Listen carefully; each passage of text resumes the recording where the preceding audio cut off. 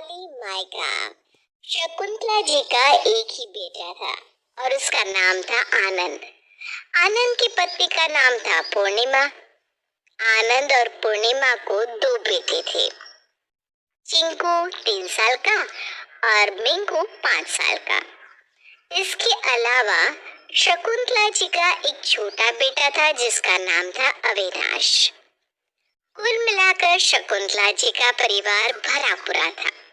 उनके पति रघुनाथ जी एक बिजनेस करते थे और दोनों बेटे जॉब। इसकी वजह से परिवार में पैसों की कोई कमी नहीं थी। उनका घर भी काफी बड़ा था और पूरा परिवार बड़ी शान से उसमें रहा करता था।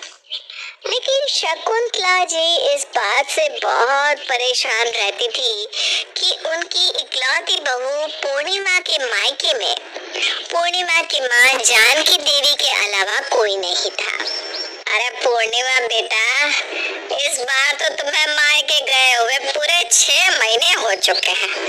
जरा एक दिन जाकर देख तो आओ, जानकी जी ठीक है या नहीं। आप कैसी बात करती है मम्मी जी?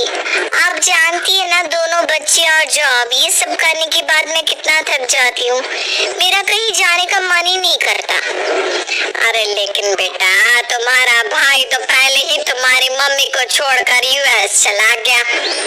अब तुम्हें तो उन्हें संभालना चाहिए ना। अब पूर्णिमा को क्यों समझा रही है मम्मी? ये जिम्मेदारी उसके भाई अभिषेक की है। उसे अपनी माँ को संभालना चाहिए। अब पूर्णिमा इसमें क्या करेगी? अरे बेटा, लेकिन अगर भाई नहीं है तो इसे तो उन्हें संभालना चाहिए। जाने दीजिए ना मम्मी जी, माँ को शुरू से अकेले रहने की आदत है। वैसे भी पापा की डेथ तो बहुत पहले हो गई थी और भाई यूएस चला गया। अब ये मम्मी की बुरी किस्मत है, इसमें कोई कुछ नहीं कर सकता। पूर्णिमा की बात सुनकर शकुंतला जी दुखी हो जाती है, लेकिन वो चुप रहती है। कुछ दिनों के बाद शकुंतला जी का जन्मदिन था। मम्मी, आपके जन्मदिन पर भैया और भाभी ने एक बहुत अच्छी पार्टी रखी है। आप चाहे तो अपनी सहेलियों को बुला सकती हैं। अबे सुमरा में मेरी कौन सी सहेलियां बेटा? ऐसी क्या बोलती है मम्मी? मोहल्ले में इतनी सारी औरतें तो हैं जिनसे आप बात करती रहती है। उनके साथ मॉर्निंग वॉक पर जाती है और कभी कभी पार्टी भी करती है। उन सबको अपने बर्थडे पार्टी में बुला लो। अविनाश बिल्कुल ठीक कह रहा है मम्मी।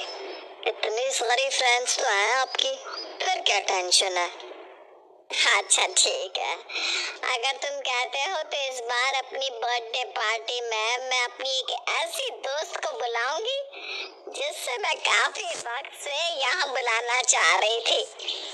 अरे वाह मम्मी, फिर तो हम लोग बर्थडे का दिन आता है और सब लोग पार्टी करने में बिजी हो जाते हैं। क्या मम्मी, अभी तक आपकी वो खास दोस्त आई नहीं? अगर वो आ जाएगी उसके बाद हम केक काटेंगे। वो देखो सामने दरवाजे पर तो खड़ी है मेरी सबसे अच्छी सहेली। अरे ये तो पूर्णिमा की मम्मी है। अरे नानी हमारे घर आ गई। अब तो बहुत मजा आएगा, हम नानी के साथ खेलेंगे। दादी, आपने बहुत अच्छा किया। आपने मेरी मम्मी को अपने बर्थडे पर बुलाया, तो फिर मुझे बताया क्यों नहीं? यही तो तुम्हारे लिए सरप्राइज था बहू। पूर्णिमा बेटा, कैसी हो? मुझे यहाँ देखकर जाग गई ना। अब देखो, तुम तो पिछले 6 महीने से अपनी माँ से मिलने आई नहीं, इसलिए तुम्हारी सासू माँ ने मुझे यहाँ बुला लिया। सारी बातें छोड़िए, चलिए अब हम जन्मदिन मनाते हैं, बहुत मजा आएगा। जाती है। अगली सुबह जब सब लोग साथ में बैठकर चाय पी रहे थे। अच्छा मम्मी, आपको कितने बजे जाना है बता दीजिए, मैं आपके लिए टैक्सी बुला देती हूँ। या फिर मैं ऑफिस जाते वक्त आपको बाहर तक छोड़ देता हूँ, आप वहाँ से टैक्सी करके अपने घर चले जाना। लेकिन इतनी क्या जल्दी है? अभी तो चिंकू मिंकू ठीक से अपनी नानी के साथ खेले भी नहीं। दादी ठीक कहती है, हमें अभी नानी के बहुत सारा खेलना है। मुझे भी बच्चों के साथ बहुत अच्छा लग रहा है। आप लोगों के पास आकर मुझे बहुत खुशी मिल रही है। वो बात तो ठीक है मम्मी, लेकिन बेटी के ससुराल में आप थोड़ी ना रह सकती है। आपको जाना तो होगा ना। कैसी बातें कर रही हो बहू? जान कीजिए, आप कुछ दिन यहीं पर आएंगी। सुनकर पूर्णिमा गुस्से से अपनी जगह से उठती है। मैं ऑफिस जा रही हूँ, मुझे देर हो रही है। आप लोगों को जैसा ठीक लगे वैसा कीजिए। मैं भी निकलता हूँ, मुझे भी ऑफिस जाना है। ठीक है मम्मी, आप और आंटी बात करिए, मेरा भी कॉलेज जाने का वक्त हो रहा है, मैं चलता हूँ। और इतना कहकर सब चले जाते हैं। शाम के वक्त जब पूर्णिमा ऑफिस से लौट कर आती है तो उसने देखा कि जानकी घर के बगीचे में अकेली बैठी हुई थी। अरे पूर्णिमा बेटा, आ गई ऑफिस से? आजा बेटा, थोड़ी देर मेरे पास बैठ। मम्मी, अब मैं आपके पास बैठकर क्या करूँगी? पूरा दिन ऑफिस में अपना सिर खपा कर आती हूँ, उसके बाद मेरे पास किसी के साथ बात करने की कैपेसिटी नहीं होती। मैंने कब कहा कि तू मेरे से बात कर? अरे थोड़ी देर के लिए मेरे पास बैठ जा बेटा, तू मेरी बेटी है। तो यहाँ रहने के लिए कह रही है, मैं ऐसे चली जाऊंगी तो उन्हें बुरा लगेगा ना। लेकिन आप अगर यहाँ रहेंगी ना तो मुझे बहुत बुरा लगेगा। क्या आप अपनी बेटी को दुखी देखना चाहती हैं? लेकिन मेरे कुछ दिन यहाँ रहने से तुम्हें क्या परेशानी है बेटा? तुमने देखा नहीं बच्चे कितने खुश। आप हमेशा के लिए नहीं आई हैं, लेकिन आप बस अभी शाम के वक्त टैक्सी करके अपने घर वापस चली जाइए। चली जाती है और शकुंतला जी जब मंदिर से लौट कर आती है तो देखती है कि जानकी अपने घर जा चुकी थी और इस बात का उन्हें बहुत बुरा लगता है। मम्मी, उनका यहाँ पर मन नहीं लग रहा था ना, तो उन्होंने मुझे कहा कि उन्हें अपने घर जाना है। शकुंतला जी को किसी की भी बात पर भरोसा नहीं होता। रात के वक्त जब शकुंतला जी अपने कमरे में बैठी थी, दादी मुझे नानी की बहुत याद आ रही है। हाँ, मम्मी को इस तरह नानी को वापस उनके घर नहीं भेजना चाहिए था। ये तुम क्या कह रहे हो चिंकू मिंकू? तुम्हारी मम्मी ने नानी को वापस भेजा है? हाँ, शाम को जब मम्मी ऑफिस से आई तो नानी से कह रही थी कि वापस घर चले जाओ। मैं सब समझती हूँ, शक तो मुझे पहले ही था। है, एक काम करो, आज तुम पूर्णिमा के साथ उनसे मिलने के लिए चले जाओ। मम्मी, मैं मेडिकल वाले को फोन करके उनकी दवाई भिजवा देती हूँ। मुझे पता है मम्मी कौन सी दवाई लेती है। लेकिन बेटा, अगर तुम उनसे मिलने चली जाओगी तो क्या प्रॉब्लम है?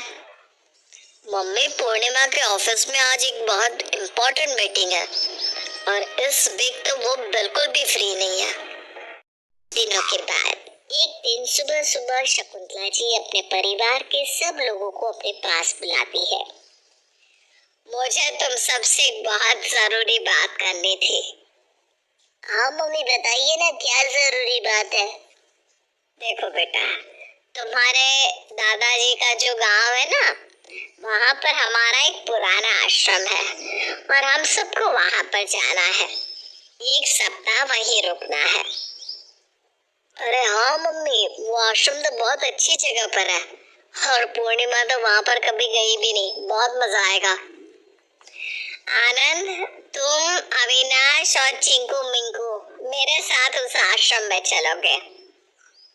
और वो लोग पूर्णिमा को अकेले घर में छोड़कर चले जाते हैं आश्रम को। पूर्णिमा को घर में अकेला तन्हा छोड़ के सब लोग घर के चले जाते हैं। रह जाती है। जब पूर्णिमा घर में अकेली होती है तो उसे रात को नींद आना बंद हो जाता है। बोरियत की वजह से उसके सिर में दर्द होने लगता है और वो बुरी तरह से परेशान हो जाती है। 7 दिन के बाद शकुंतला जी अपने परिवार के साथ लौट कर आती है तो पूर्णिमा की हालत देखकर दंग रह जाती है। अरे भाभी क्या हुआ? आपकी तबीयत ठीक तो है ना? पूर्णिमा ये क्या हुआ है तुम्हें? तुम्हें तो बुखार है। अरे क्या हुआ बहू? तुम तो घर में थी, कोई परेशानी थी तो बता देना चाहिए था ना, तुमने दवाई नहीं ली क्या? 7 दिन से इस घर में अकेली बंद हूँ मैं, ना किसी से बात कर पाई और ना घर से बाहर निकल पाई। इतना डिप्रेशन मुझे लाइफ में कभी फील नहीं हुआ। मैं इस तरह अकेले नहीं रह सकती। लेकिन अगर ऐसी बात थी, तुम्हें किसी चीज की जरूरत थी तो मुझसे कहा होता, मैं तुम्हारे लिए बाहर से ऑर्डर कर देता। अरे बाहर से ऑर्डर तो मैं भी कर सकती हूँ ना, मुझे किसी चीज की नहीं बल्कि अपने बच्चों की करना पड़ू। ये सब मैंने जानबूझकर किया था ताकि तुम इस बात को समझ सको कि 7 दिन में अगर तुम्हारी ये हालत हुई है तो जानकी जी की वहां पर रहकर क्या हालत होती होगी। चुपचाप अपने कमरे में चली जाती है, लेकिन अगली सुबह ही वो जानकी को अपने घर ले आती है। मुझे माफ कर दीजिए मम्मी जी, आपने बिल्कुल ठीक कहा था। आज से मेरी मम्मी मेरे साथ ही रहेंगी और मैं उनकी पूरी